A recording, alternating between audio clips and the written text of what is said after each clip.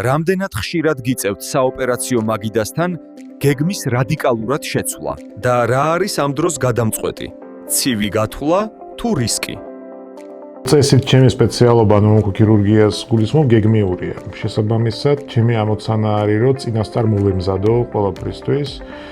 შევისწავლო სიმსივნის ადგილმდებარეობა, ოპერაციის მასშტაბი გავთვალო. შესაბამისად, როგორც წესი, წინასწარ ვიცი რა უნდა გავაკეთო საოპერაციოში. თუმცა, ყოველთვის ყველაფერს ვერ დაგეგმავ, ამიტომ ზოგ შემთხვევაში, რა თქმა უნდა, მიწევს რაღაც გადაწყვეტილებები მივიღო და ხანდახან არასტანდარტული. ონკოქირურგია დიდ მენტალურ ენერგიას მოითხოვს. რა არის თქვენი გადატვირთვის საშუალება, როცა საოპერაციოს კარი იხურება? მეორე ოპერაციაზე შევალ და მეორეს გავაკეთებ და იქ განვიდვირთები.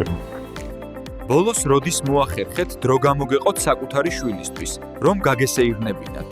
თუნდაც პარკში, კინოში, ან ასე შემდეგ.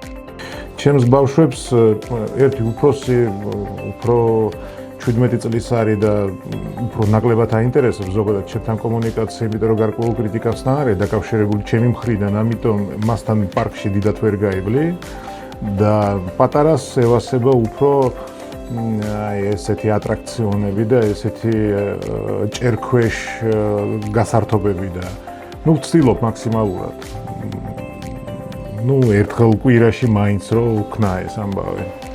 დაუტოვეთ კითხვა შემდეგ რესპონდენტს.